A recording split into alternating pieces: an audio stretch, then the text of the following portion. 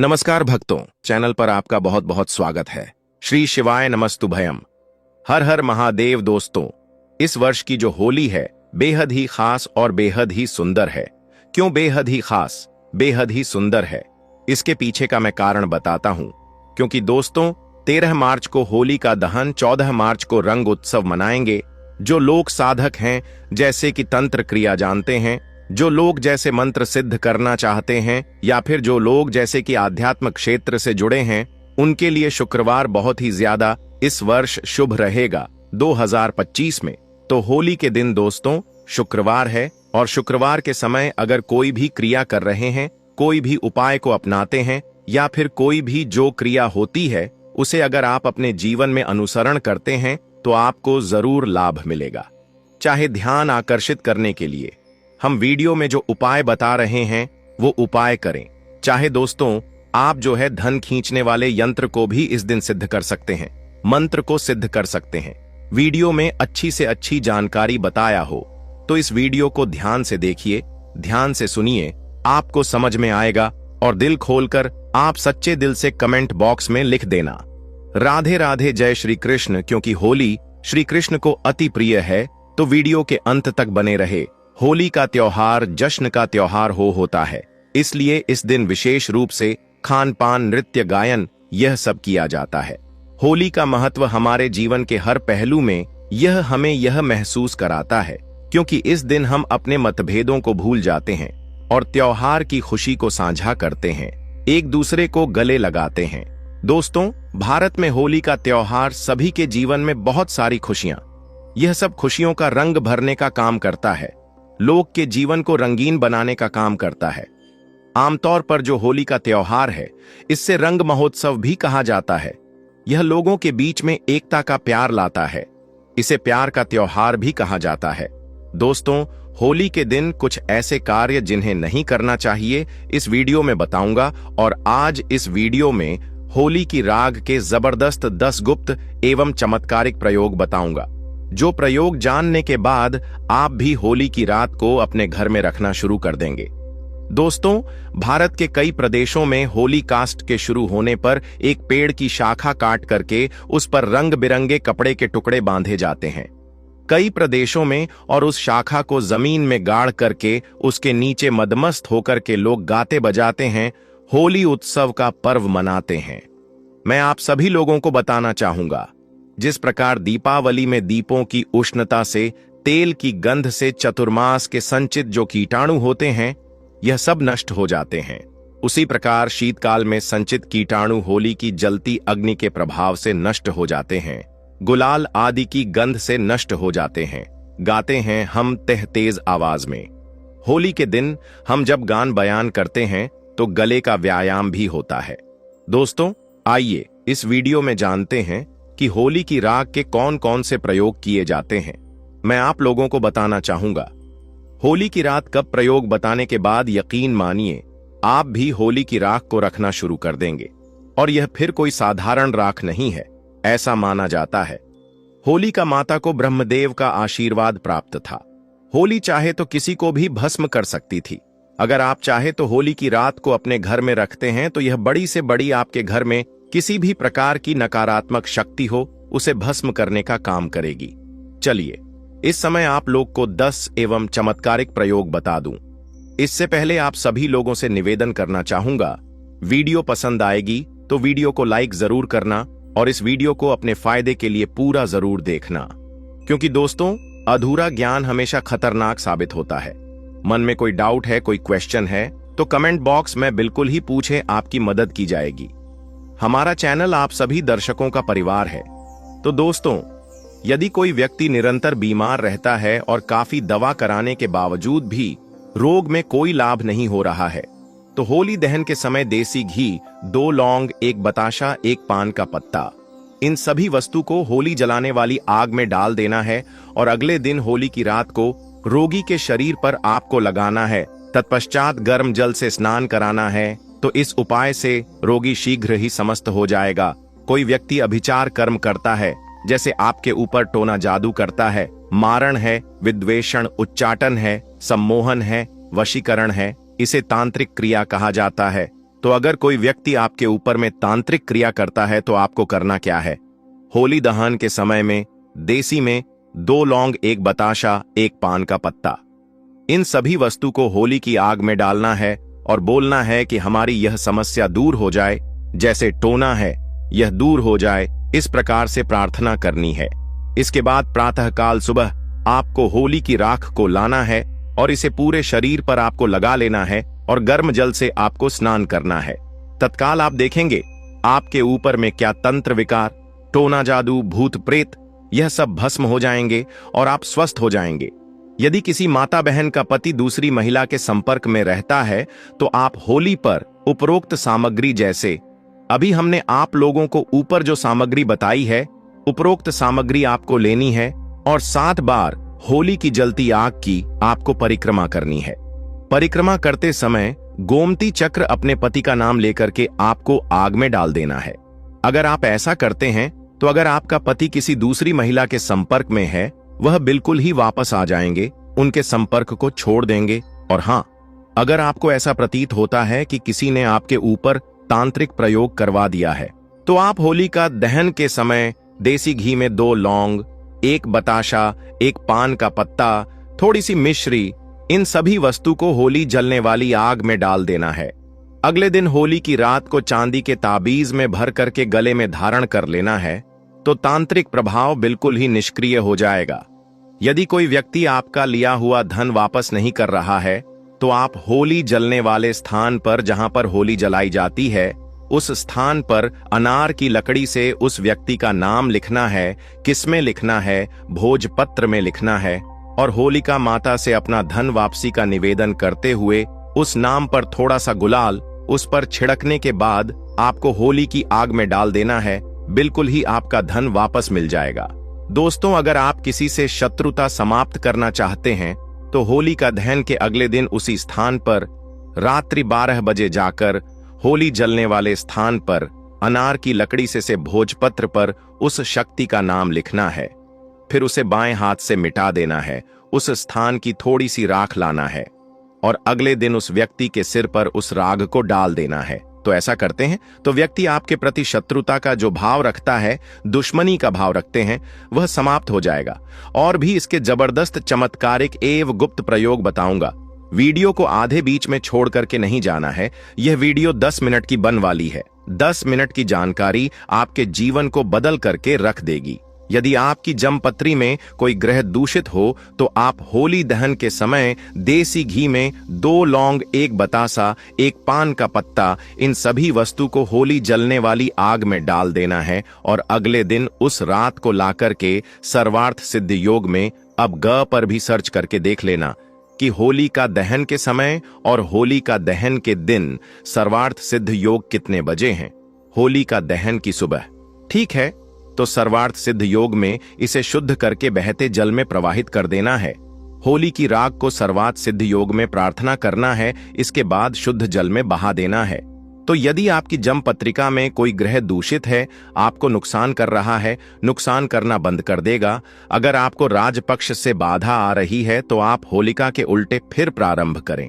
कैसे करना है? जैसे जो लोग राजनीतिक क्षेत्र से जुड़े हुए हैं और आपको कोई बाधा रही है, तो होलिका माता के आपको सीधे फेरे लेकर के आपको उल्टे फेरे लेने हैं और प्रत्येक फेरे की समाप्ति पर आग की जड़ जलती होली में फेंकना है।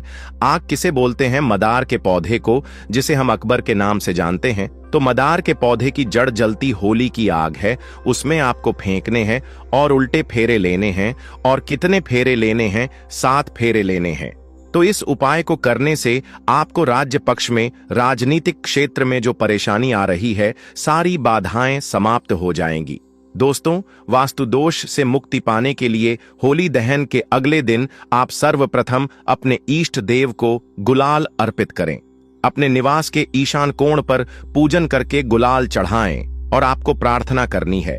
और आप चाहे तो थोड़ी सी होली की राख ला सकते हैं और ईशान कोण पर रख सकते हैं, चढ़ा सकते हैं। तो यह उपाय करने से आपके घर के सारे वास्तु दोष समाप्त हो जाएंगे।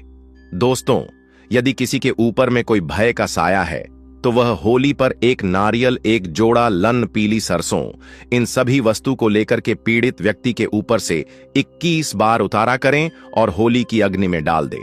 सारा दुष्प्रभाव समाप्त हो जाएगा। कैसा भी भय हो, जैसे कि भूत प्रेत का भय हो, शत्रु का भय हो, परीक्षा का भय हो, राजनीति का भय हो, कैसा भी भय हो, वह समाप्त हो जाएगा। दोस्तों, यदि आपको बार बार आर्थिक हानि का सामना करना पड़ता है तो आप होली दहन की शाम को अपने मुख्य दरवाजे की चौखट पर 2 मुखी आग का दीपक बनाएं और चौखट पर थोड़ा सा गुलाल छेड़ा करके दीपक जला करके आपको रख देना है। दीपक जलने के साथ ही मानसिक रूप से आर्थिक हानि दूर होने का आपको निवेदन करना है। तो यह उपाय होली के दिन कारगर सिद्ध होता है। आपको जो आर्थिक हानि हो रही है वह आर्थिक हाँ होना बंद हो जाती है।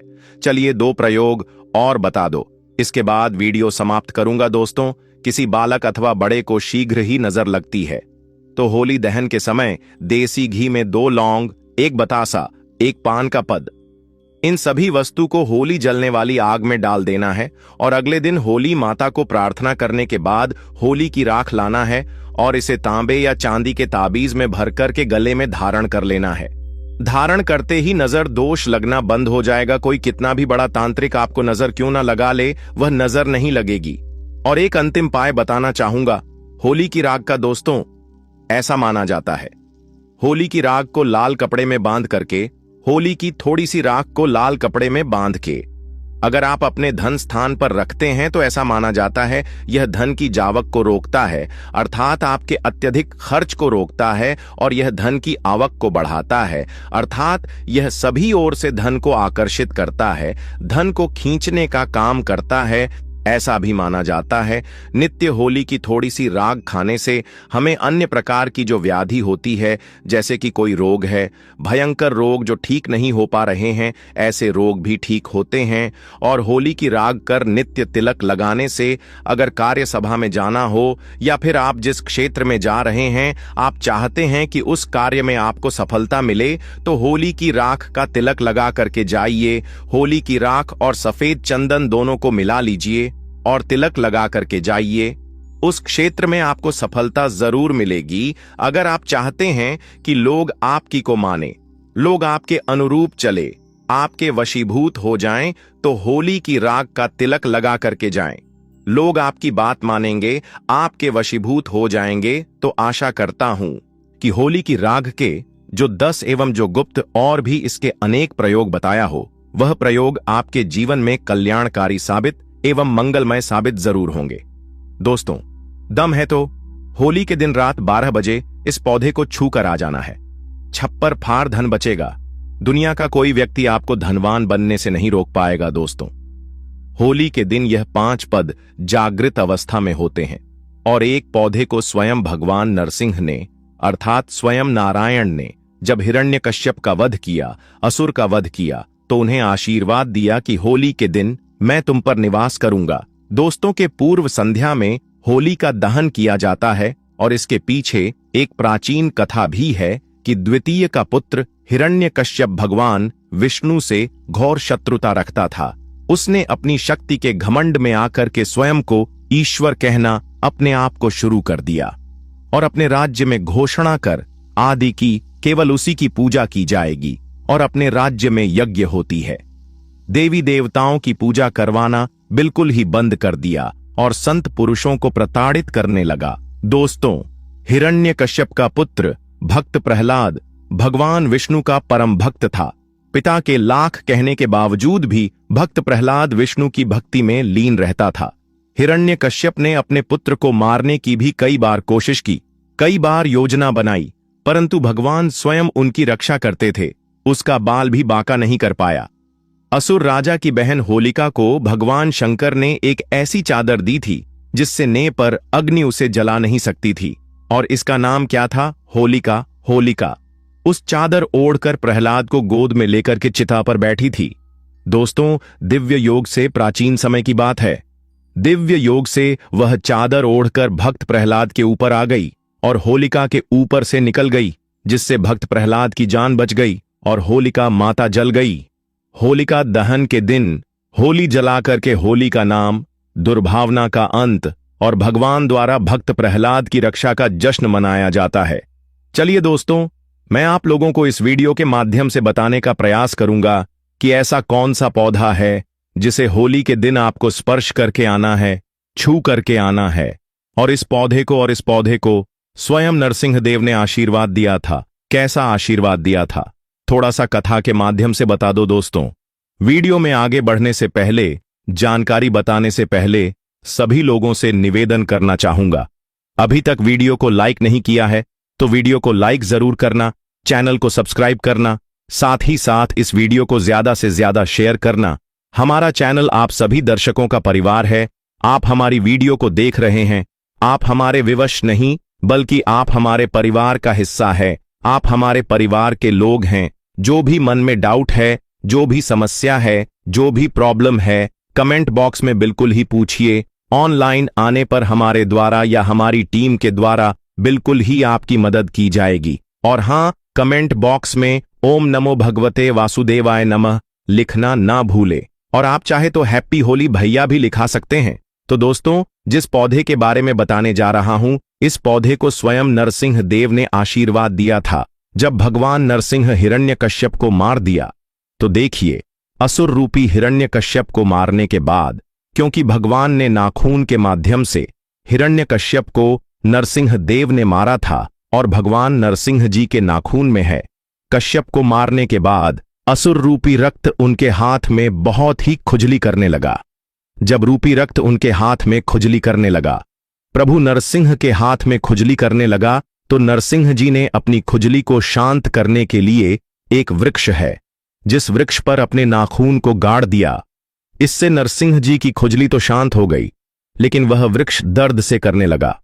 और उस वृक्ष ने प्रार्थना कि भगवान, आपने अपनी तो खुजली शांत कर ली, और यह असुर रूपी जो रक्त है कि हमारे पेट पर हम पर लाकर के आपने छोड़ दिया है, इससे हम अशुद्ध हो गए। और हे प्रभु, आपने जो नाखून गाना है, इसकी पीड़ा हमें दिन प्रतिदिन सताएगी। हमें इसकी पीड़ा सहन नहीं हो रही है। प्रभु, आप हमें इस पीड़ा से मुक्ति दिलाई। इस प्रकार से प्रार्थना करने पर उस वृक्ष की जब प्रार्थना सुनी तो भगवान नरसिंह ने उस वृक्ष को आशीर्वाद दिया कि ही वृक्ष, मैं तुम्हें आशीर्वाद देता हूं।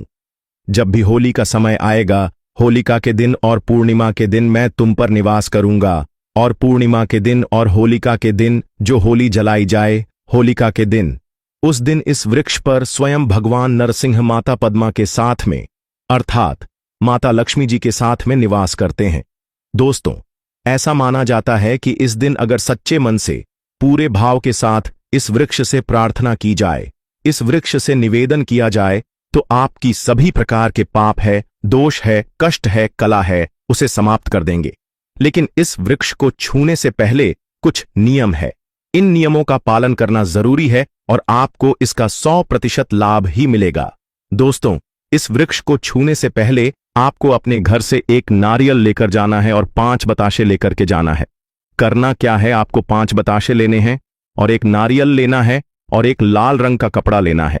लाल रंग का कपड़ा ना मिल पाने पर आप जो है चुनरी भी ले सकते हैं। दोस्तों, एक नारियल को, इस वृक्ष को भेद करना है और 5 आपने जो से रखे हैं उसे धोने में, या फिर आप जो है जो पत्ते हैं आप उसमें डाल सकते हैं।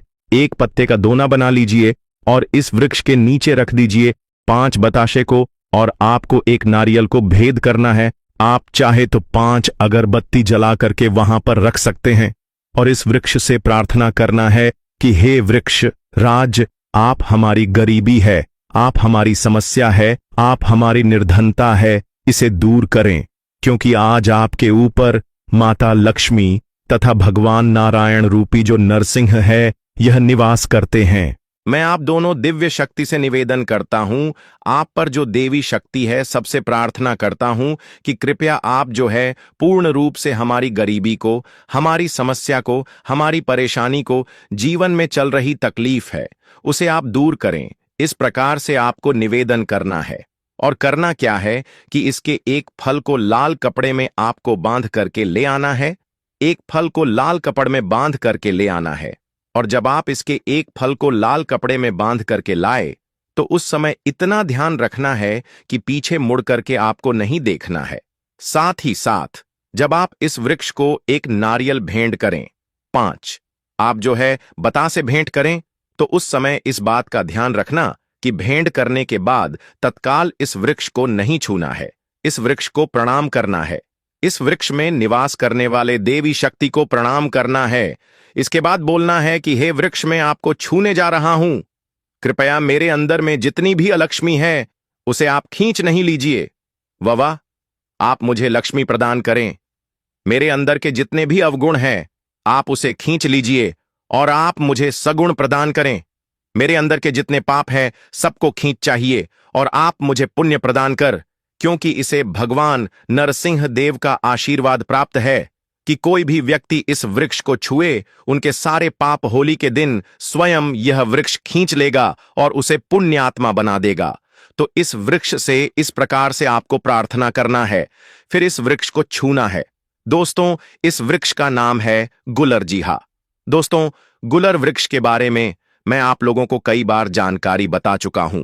गुलर वृक्ष एक ऐसा वृक्ष है जिसे साक्षात भगवान नारायण रूपी नरसिंह देव का आशीर्वाद प्राप्त है। भगवान नरसिंह देव ने इसे आशीर्वाद दिया है। दोस्तों, ऐसा माना जाता है कि होली के दिन अगर गूलर के वृक्ष को स्पर्श करके आया जाए, छू करके आया जाए, निवेदन किया जाए तो आपके अंदर के अवगुण समाप्त हो जाते हैं। आपके अंदर में जो अलक्ष्मी बैठी हो, को लक्ष्मी बैठी हो, वह भाग जाती है। आपके अंदर में जो पाप है वह दूर हो जाते। आपने कैसा भी पाप किया हो वह पाप नष्ट हो जाते हैं। इस वृक्ष को छूना है और इस वृक्ष से आपको प्रार्थना करना है। दोस्तों, इसी के साथ इस वृक्ष के फल को आपको लाल कपड़े में बांध करके ले आना है। और कितने बजे लाना है? आपको रात्रिकालीन 12 बजे के आसपास में ही जाना है और एक फल ले आना है और इस फल को बिना घर में किसी को बताएं आपको धन पेटी में रख देना है। जहां पर आप पैसे रखते हैं, गल्ले वाला स्थान है, वहां पर रख देना है। दोस्तों, आपकी दिन दुगनी रात चौगुनी तरक्की होगी। दोस्तों, छप्पर फाड़ करके धन बचेगा आपके घर में। लेकिन जब भी आप यह उपाय करें, गुप्त रखना है, इसके बारे में किसी को नहीं बताना है। देखिए, कोई भी करते हैं वह तभी फल का होता है जब किसी को ना बताएं। यहां तक कि आपको अपनी पत्नी को भी नहीं बताना है, यहां तक कि अपने बच्चे को नहीं बताना है। टोने टोटके की दुनिया में विश्वास होना जरूरी है और सबसे ज्यादा आपको गुप्त रखना जरूरी है। जो व्यक्ति जितना ज्यादा उपाय करता है, गुप्त रखता है, उसे उतना ही ज्यादा लाभ मिलता है और खास करके इसमें विश्वास होना जरूरी है। विश्वास है तो पत्थर में भगवान देख सकते हैं, विश्वास नहीं तो आपके सामने में भगवान खड़े हैं, वह भी पत्थर तुल्य होते हैं। तो दोस्तों, यह उपाय जरूर करिए, आपके जीवन में परिवर्तन आएगा, आपकी सभी प्रकार की मनोकामना पूर्ण होगी, आपकी गरीबी मिटेगी। वीडियो का अंत तक जरूर देखना। दोस्तों, आगे बढ़ने से पहले कमेंट बॉक्स में जरूर लिखें जय माता दी और हमारे चैनल को सब्सक्राइब करके इस बेल आइकॉन को जरूर दबाएं। दोस्तों, शास्त्रों के अनुसार माना जाता है कि होली का दहन पर होली की अग्नि में टूटा हुआ गणना नहीं अर्पित करना चाहिए, ना ही खराब गणना अर्पित करना चाहिए। इससे उल्टा आप पर होली मैया का श्राप लग सकता है। टूटा हुआ गणना पूजा पाठ में इस्तेमाल नहीं किया जाता, इससे होली माता जाते जाते आपको श्राप दे सकती है। आपके घर में भयंकर गरीबी का वास हो सकता है। शास्त्रों में माना जाता है कि जब होली का दहन होता है तब होली की अग्नि में पवित्र चीजों को ही डालना चाहिए, अर्पित करना चाहिए। जब आप अग्नि में गन्ना डालें तो गन्ने के ऊपर हरे भरे पत्ते जरूर होना चाहिए, क्योंकि पूजा पाठ में अधूरी चीजें इस्तेमाल नहीं की जाती है। अधूरी चीजें इस्तेमाल करने से अधूरा ही फल प्राप्त होगा, इसीलिए गणना साबित होना चाहिए, टूटा हुआ बिल्कुल भी ना हो। दोस्तों, हमेशा याद रखें, होली का दहन से ठीक पहले गन्ना घर में अवश्य लेकर रख लें और गन्नों की संख्या 2 या 5 या फिर 7 संख्या होना चाहिए। दोस्तों, होली की पवित्र अग्नि में पानी वाला नारियल नहीं चढ़ाना चाहिए, इससे आप पाप के भागीदार बन सकते हैं। हमेशा सूखा नारियल होली की अग्नि में अर्पित करना चाहिए। पानी वाला नारियल अग्नि के अंदर भूल कर भी ना डाले। होली का दहन में सूखा नारियल ही डालना चाहिए। जो हम आपको दिखा रहे हैं, इस नारियल को अग्नि में डालने से पहले इस पूरे परिवार का हाथ अवश्य लगा ले। इससे होली माता जाते जाते हैं आपको धन से मालामाल तथा आपकी गरीबी को साथ ले जाएंगे। पानी वाला नारियल आप पूजा के दौरान छोड़ सकते हैं, लेकिन अग्नि में कभी मत डालना। दोस्तों, सूखा नारियल अग्नि में डालने से होली माता आपकी सभी परेशानियों को अपने साथ ले जाती है और अग्नि भी प्रसन्न हो जाती है। माना जाता है कि होली माता को घर का भोग अति प्रिय है। अगर आपने अपने घर में जो भी बनाया है वह होली माता को अवश्य अर्पित करें। लेकिन याद रहे, गुजिया चढ़ाते समय देख लें कि गुजिया की संख्या 3 नहीं होनी चाहिए। या तो 2 चढ़ा लें या फिर 5 सा 11 और 21 चढ़ा सकते हैं, लेकिन गुजिया की संख्या 3 नहीं होनी चाहिए। ऐसे में 1 की संख्या में गुजिया भी नहीं चढ़ाना चाहे। होलिका दहन पर यह सारी चीजें आपको मानकर चलनी है। धन्यवाद।